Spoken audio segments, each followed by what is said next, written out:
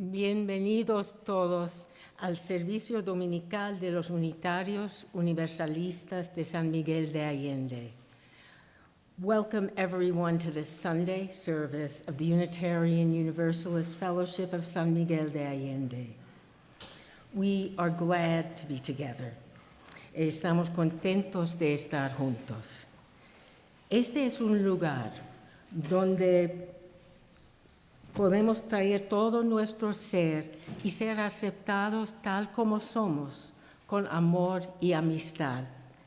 This is a place where we can bring our whole selves and be accepted as we are, with love and friendship. My name is Cathy Cánepa, and I will be our service leader today. Me llamo Cathy Cánepa y voy a servir como líder de servicio esta mañana. Before we move into our worship time, we'd like to welcome our visitors, and we have a few announcements. Antes de entrarnos en nuestro servicio, nos gustaría dar la bienvenida a nuestros visitantes y tenemos algunos anuncios. After the service, those on Zoom are invited to stay connected and visit with others in the main room after the service so we can greet you. Aquellos en Zoom están invitados a quedarse para una plática después del servicio. And those who are with us at the aldea can join us for coffee and cookies. Después del servicio vamos a ofrecer café y galletas. And please, everybody, I will not make endless announcements. If you do visit the information tables, please, after the service, and you can see events that are happening, get a lot of information, and also get help with making pledges. Diana, are you here? Si alguien quisiera una traducción en español de las palabras del reverendo Tom, por favor, alcen las manos, porque él va a hablar en inglés. ¿No? Sí, uno. Ok. Las traducciones vienen. Okay. And over there. Now, if you are visiting on Zoom, please type in your name in the chat so that we can greet you personally later. And if we have any visitors here today, would you please stand, if you're willing, so that we can see who you are and personally invite you over to coffee hour afterwards. Welcome. Welcome.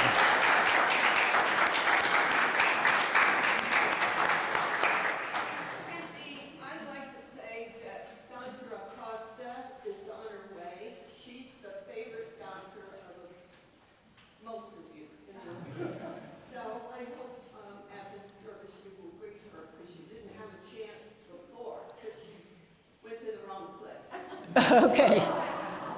Thank you, Ellie. Okay. And also, please know that we do record our Sunday services, and you can get access to these by going to our website, UUFSMA.org. Now, we have one important announcement. The budget meeting that was originally scheduled for December 15th has been rescheduled to March. Why, you ask? Well, in the past, we used to approve the New Year's budget in the spring annual meeting. But more recently, we've been trying a more rational approach of doing this before January 1st, when we're legally required to have the new budget. But that budget is determined by the total pledged by our members. And this year, due to a transition of pledge team members, we were slow rolling out the pledge drive. So the board proposes extending our current budget to the first quarter of 2025, and members will soon receive an email ballot to approve this. And that way, we'll know how much was pledged in total, and we can make a rational budget. Now, we have great, exciting plans for the coming year, and you're going to hear a lot about that today. So please, if you have not already pledged, Please do so as soon as you can, and know that those who haven't pledged are going to receive a phone call from the team to see if they can assist you.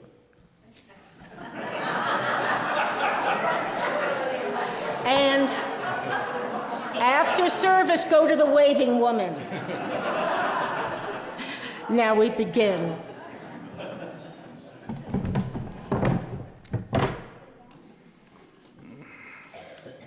Good morning. As most of you know, I'm the Reverend Rosiello, minister of this fellowship, and it's so good to be with you all again this morning.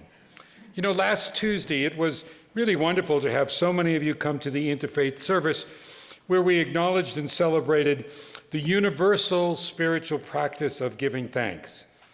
Today, we recognize that we are entering a season which also has characteristics and practices that are common to many religious traditions. I like to call the period from now till Three Kings as the season of light, because many faith traditions at this time of year celebrate with candles or bonfires or by looking at the light of the stars. There is no religious practice more ancient and more common than the lighting of candles, lamps, fires. No religious metaphor more universal and more frequently used than that of the light. Light representing hope and expectation. Light that continues to burn when the oil is low. Light that celebrates justice and freedom. Light helping us to see more clearly and remind us of who we are and the values that guide us on our journey. Light marking our time of celebration with joy. Be it a candle or an oil lamp, a Yule log or a bonfire, star in the sky or the sun beginning its return journey, or of course, all the twinkling lights on the streets of San Miguel. The symbolism of light is central to the celebration of the holidays at this time of year. And now, as we do each week, we begin our service with that common religious practice of lighting a flame to create our sacred time and place. We recognize that it's with a spark of the divine in each of us that we light this common flame. The flaming chalice represents our Unitarian Universalist tradition, a tradition which welcomes and includes the light from so many other traditions. We light our chalice. As we light our chalice, I'm going to invite you to join Cathy and me in reciting our chalice lighting words for this season, which will appear on the screen, first in English and then in Spanish. They're also in your order of service. Candles, fire, and stars. These are the symbols of this season. Candles to dispel the darkness and mark our days of celebration. Fires to drive away the winter chill and warm hearth and home. Stars to fill us with wonder and guide us on our sacred journey. Velas, fuego y estrellas. Estos son los símbolos de esta temporada. Velas para disipar la oscuridad y marcar nuestros días de celebración. Incendios para ayudar frío invernal y calentar el hogar y la casa. Estrellas para llenarnos de asombro y guiarnos en nuestro viaje sagrado.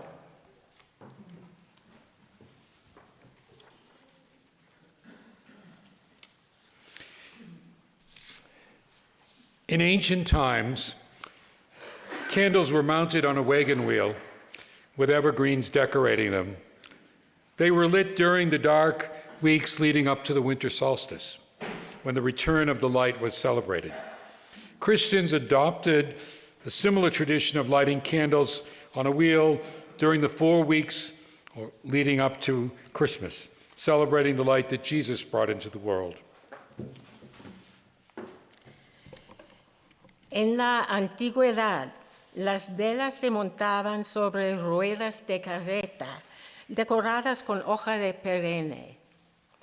Fueron encendidos durante las semanas oscuras previas al solsticio de invierno, cuando se celebraba el regreso de la luz. Los cristianos adoptaron una tradición similar de encender velas durante las 4 semanas previas a la Navidad, celebrando la luz que Jesús trajo al mundo.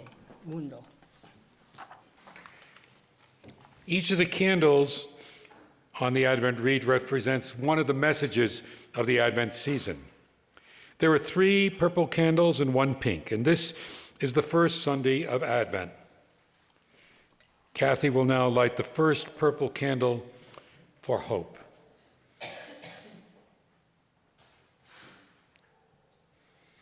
Hope that uplifts our spirits, for hope that gives courage to those experiencing difficult times, hope that we claim for ourselves, and hope that we bring to others in this season. Cada vela representa uno de los mensajes de la temporada de Adviento. Hay 3 velas moradas y una rosa. Este es el primer domingo de Adviento. Encendemos la primera vela morada por la esperanza, esperanza que nos levante el ánimo, por una esperanza que da valor a los que viven momentos difíciles. Esperanza que reclamamos para nosotros mismos y la esperanza que llevamos a los demás en esta temporada. Now, let's join our voices together in singing hymn number 225, which is in your gray hymnals. I invite you to rise in body or spirit and remain so for the covenant.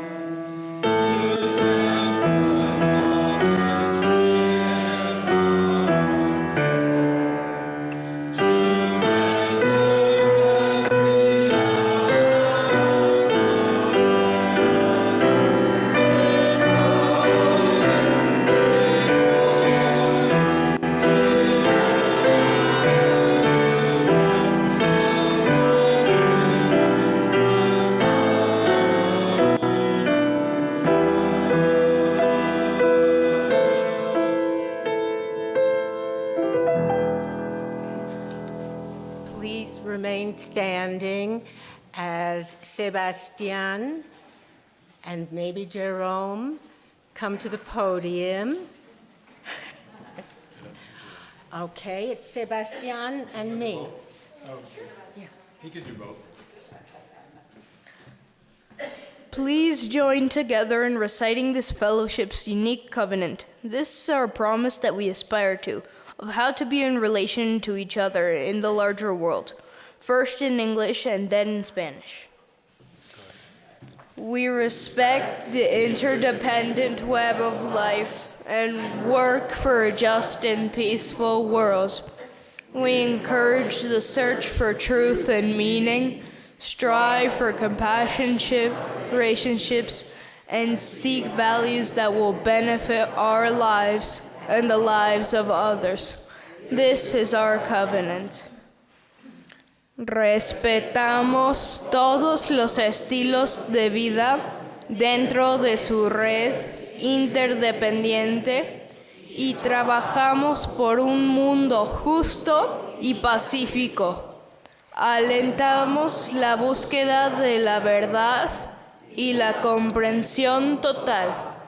Nos esforzamos por mantener compasión en nuestras relaciones y buscamos valores que beneficien nuestras vidas y las vidas de los demás. Este es nuestro convenio.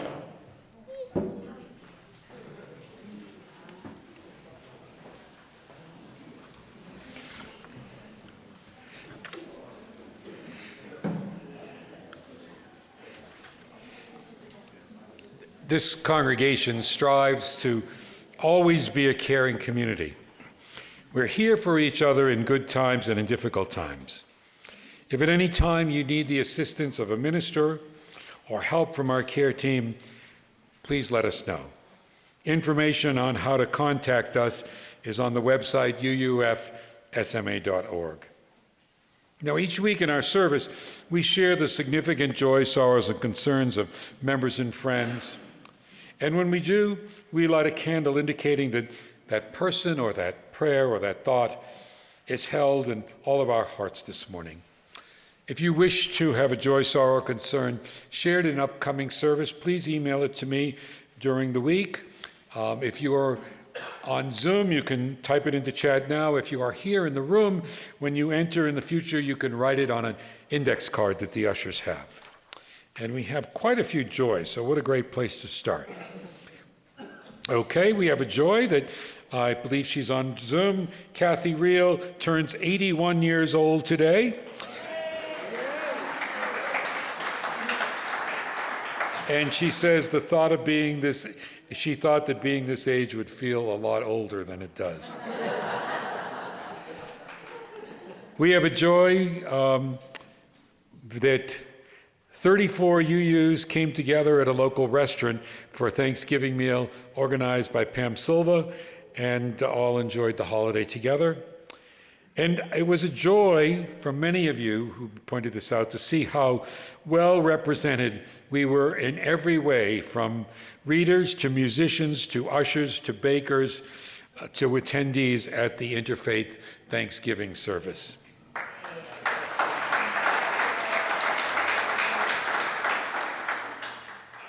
It's a joy to have Cathy Cánepa and Dan back in SMA, and Cathy recovering so well from foot surgery.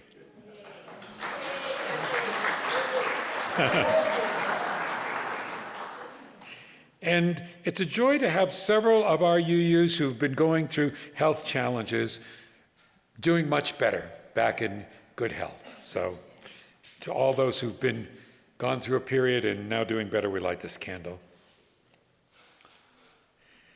I'd like to light a candle with supporting thoughts for Wyman Russo.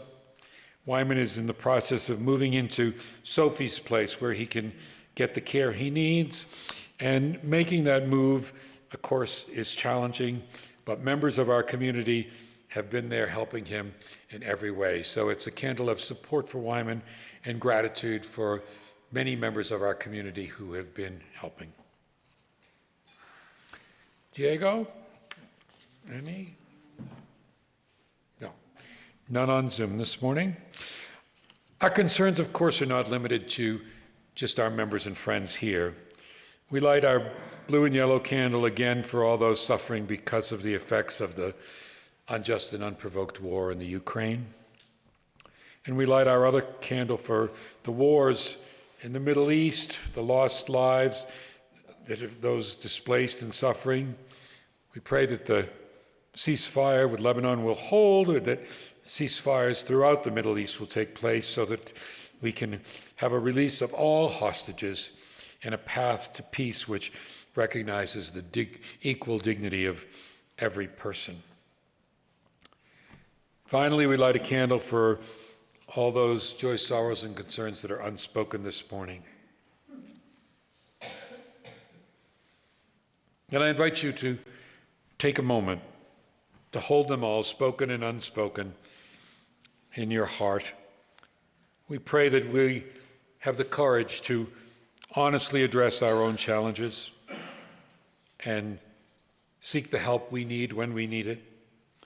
We resolve to comfort and support and assist others who are experiencing difficult times. I now invite those of you who wish to come forward and light a candle in silence, led by beautiful meditative music, and to give witness to whatever you are holding in your heart this morning.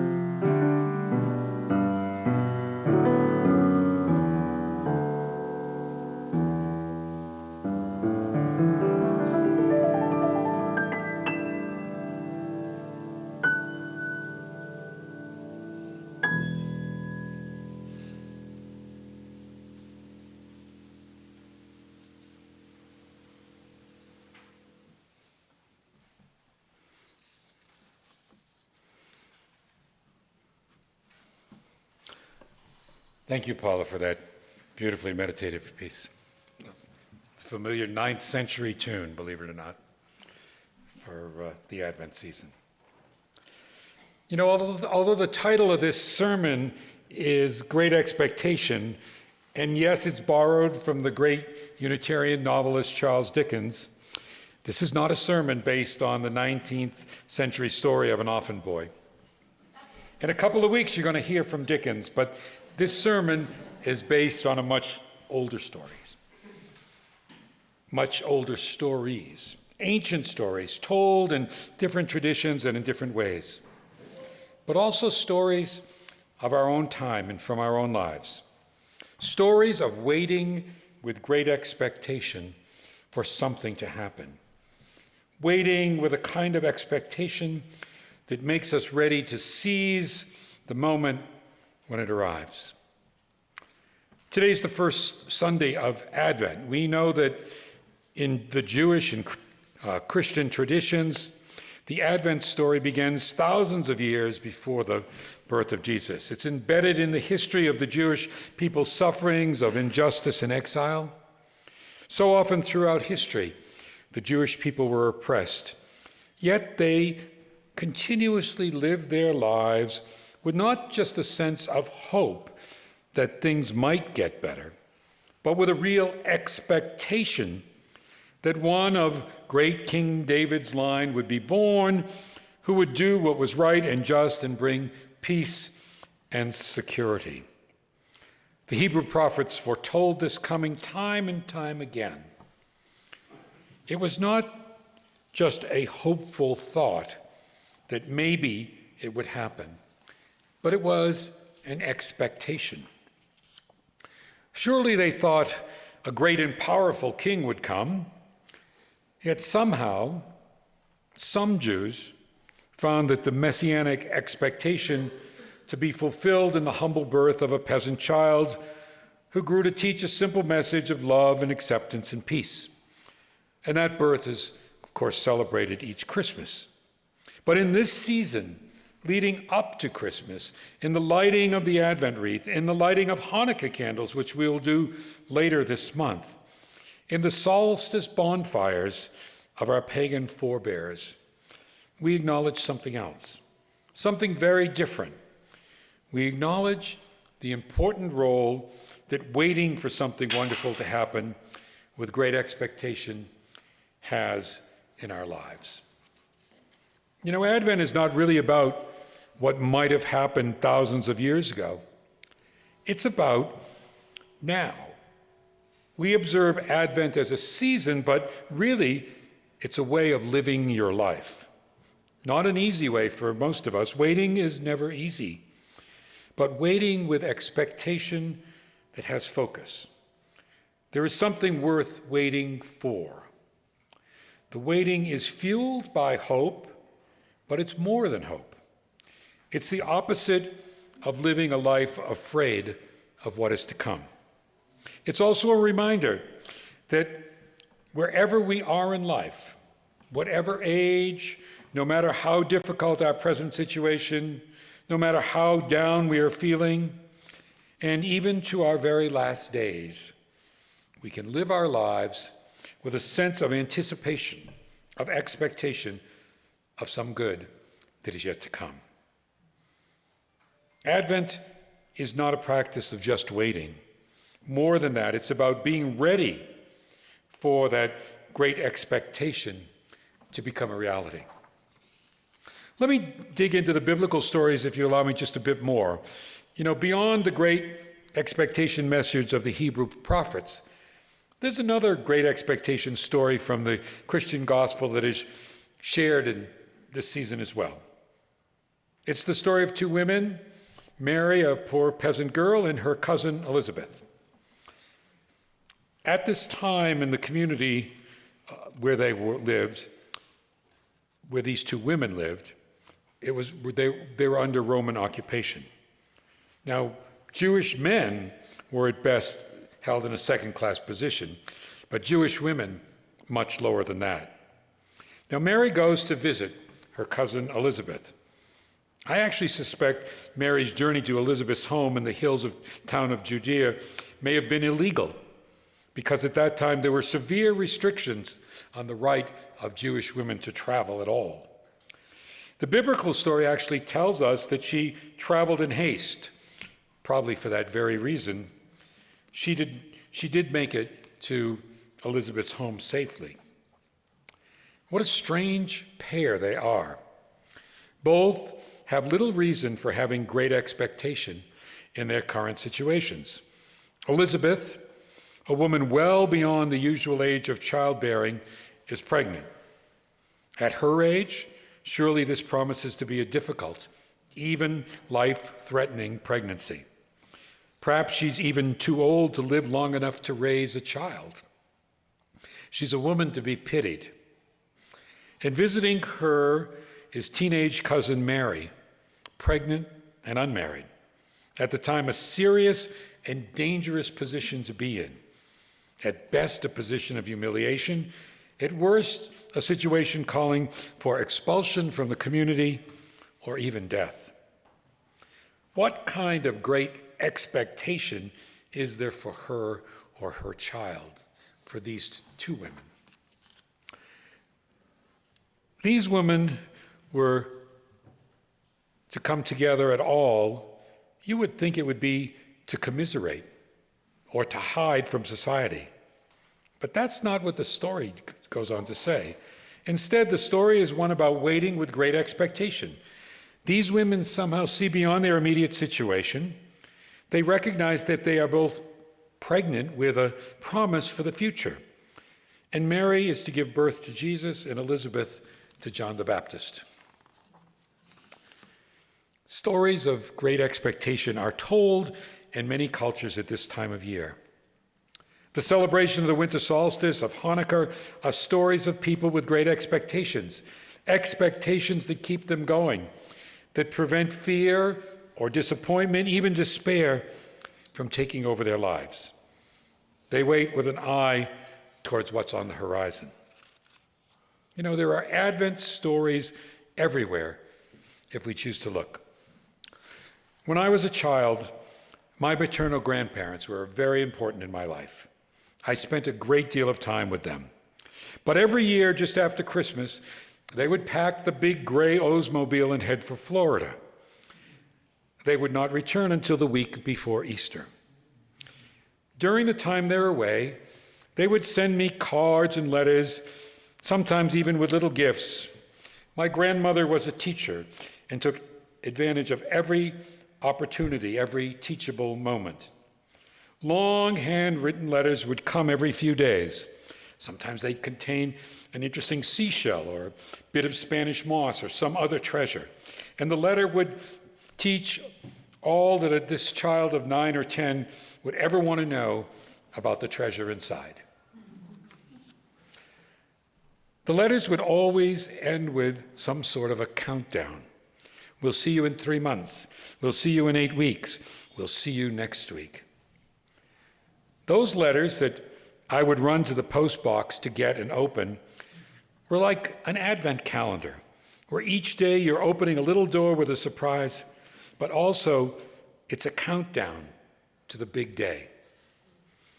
I missed them tremendously during the winter months, and I lived those months waiting with great expectation for the return of my grandparents. As time drew near, I thought about what I would need to tell them or show them right away when they arrived. As the day of their arrival neared, I was getting ready for them. I was afraid that I would be in school when they arrived, and I would come home, I would rush home every day to see if, in fact, they had arrived that day. No cell phones back then to give a 30-minute warning when you were arriving. But on the day that they were expected, I would keep watch, sitting in front of the window on the front steps. My mind was full of what I'd like to do when they arrived. When I saw that big gray Oldsmobile turn the corner on the street, I would jump up and start waving and run to greet them even before my grandfather could park the car. All winter, there had been a sense of expectation of this day. The waiting did not come easy, but it did prepare me for their return and a wonderful new chapter in my life with them. You know, often we talk about the benefits of being in the moment, of living day to day. And I'm not saying that's not important. But like so many things in our lives, so is the opposite. Advent tells us that it's equally important to live our lives with a sense of expectation, with awareness of what is on the horizon, an openness to the possibilities yet to come. I know sometimes we're in a place where it may seem like we're at a dead end, and we cannot see any good possibilities on the horizon. Maybe we've lost a loved one. Maybe we have a serious illness. Maybe we're just getting pretty damn old. That is when we especially need the message of Advent telling us that there is still more good to come. We can and we should live with an expectation that this is happening. Advent is a way in which to live our lives. It says, as the musical selection you'll hear on video in a little while in the service says, I know this rose will open. I know my fears will burn away. I know my soul will unfurl its wings. I know that this rose will open. To live Advent lives, we must be awake to what is on the horizon. We need to step out of our day-to-day routine to be willing to see what new possibility is coming our way. Advent is a challenge. You have to be ready, or you might miss the big thing that is coming your way. Unitarian Universalist minister Rob Hardy's tells a story that I think brings home this part of the Advent message, and I think is applicable to all of us, individually and collectively as a community. He tells of being on a warm, sunny California beach, probably a place that many of us might like to be today. He was watching one particular surfer for hours. He described how most of the time the surfer was lying on the surfboard paddling, just bobbing up and down as the waves passed by. But then he goes on to say, and I quote, "Every once in a while, a big one came along. You could see it coming from way out. The ocean swelled up big and seemed to gain momentum as it grew. The surfer would see one of those waves and begin paddling furiously to catch it. The ocean would grow and grow, swelling with possibility, until at some point the surfer had to jump. At just the right moment, he had to leave the security of lying on the board and leap to his feet. If he does, he's in for one heck of a ride. If he doesn't, the wave passes by him." That surfer knew what it meant to live an Advent life. He was waiting with great expectation, kept his eye on the horizon, and was ready. Then came the moment just before the wave was upon him. He had a choice: to act and have the ride of his lifetime, or to just bob up and down in the water and let the wave pass by. Fear did not stop him. Too much pondering did not stop him. His leap up onto the surfboard was a leap of faith in the promise of what the wave brought. When we truly live Advent lives, we'll be ready to take those leaps. We can seize those moments with great expectation, with moments pregnant with possibility for us. It can take some courage. It can be risky. We can wait too long until the exciting vision on the horizon fades, or we can embrace it and run with it. We can welcome it even when it means change, even when it means letting go of some old ways, even when we don't think there was likely to be much on the horizon for us. I invite you for a moment to think about this, what might be an Advent moment for you, a time when there could be something wonderful on the horizon that you need to live with expectation that it can happen. A time when you need to let go of fear or overthinking the situation and seize the moment with confidence before the wave passes you by. And you know, this is not just true for individuals. I believe that our fellowship is in one of those Advent moments right now. We are in a time of great expectation for our congregation. We all sense how we are deepening and growing and diversifying as a community, welcoming people of different backgrounds, languages, cultures, and reaching out in new ways. We have a foundation expanding every day and finding new possibilities to do the work of social justice. We're in the midst of searching for a minister to join me in advancing these goals and making our ministry available to this growing and diversifying congregation. In a sense, our fellowship is like the surfer in the story I just shared. We're paddling in the water, bobbing up and down as the waves pass by. We've turned to look, and we are beginning to see the big wave on the horizon. The question will then be, will we have the courage to stand up on the board and ride the wave? If we do, we'll have the ride of our lives. If we don't, we'll remain bobbing up and down in the water as the wave passes us by. I have great hope that we will be an Advent congregation, a congregation always becoming, always living with a sense of great expectation. My prayer, if you will, for us this Advent season is that we can live with a sense of anticipation that the time is approaching when the expectations we have for our lives, for this community, for our world can be made real. That we can let go of the fears and all that holds us back, and that even in dark times, fueled by hope, we will not let go of the expectation of what's worth waiting for. Just like the prophets of old didn't, just like Mary and Elizabeth didn't, just like I didn't with my grandparents, and the surfer didn't, waiting for the big wave. Advent tells us this is how we should live our lives. I invite you now to conclude these thoughts with me in a hymn. It's hymn 144 in the gray hymnal. Now is the time approaching. Please rise as you're able in body or spirit and join in singing.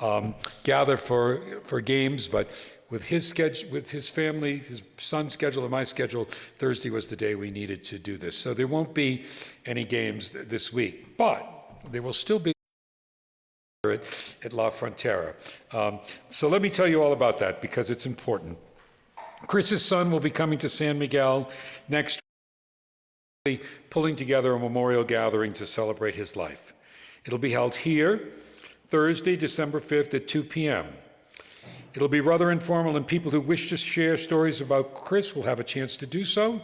Or you can also email them to me or hand them to me to share if you would rather not speak yourself. Also, if you wish to participate in the service in some way that you think is appropriate, if you could let me know, we can try to work all that together. Chris has been a very active member of our congregation for years, but always preferred to remain in the background. He served on a variety of committees. He was always ushering.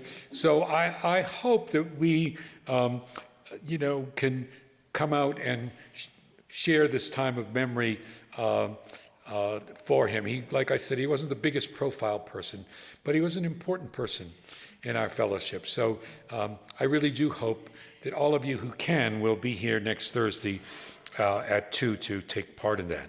And then, immediately following the service, those who wish are invited to La Frontera restaurant to meet Chris's son, Gray, and continue with the sharing over some good and reasonably priced food. Everyone will order what they wish and pay for their own comida.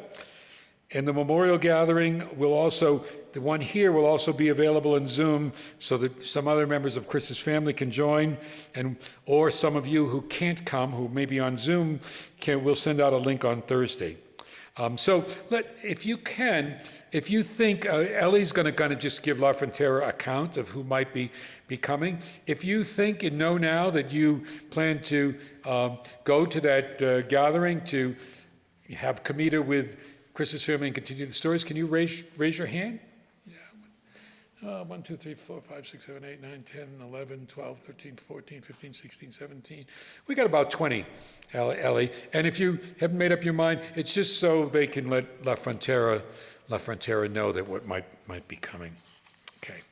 And again, you can come just to the service, or you can zoom into the sort of informal service that it will be. We always end our service with a benediction, and benediction simply means good words to take with you for the week. May the blessings of this season of light be with you day and night. May it bring joy and hope and peace and guide you well on your life's journey. We now extinguish our flame, but the light we carry with us in our hearts. And may peace be with you till we meet again.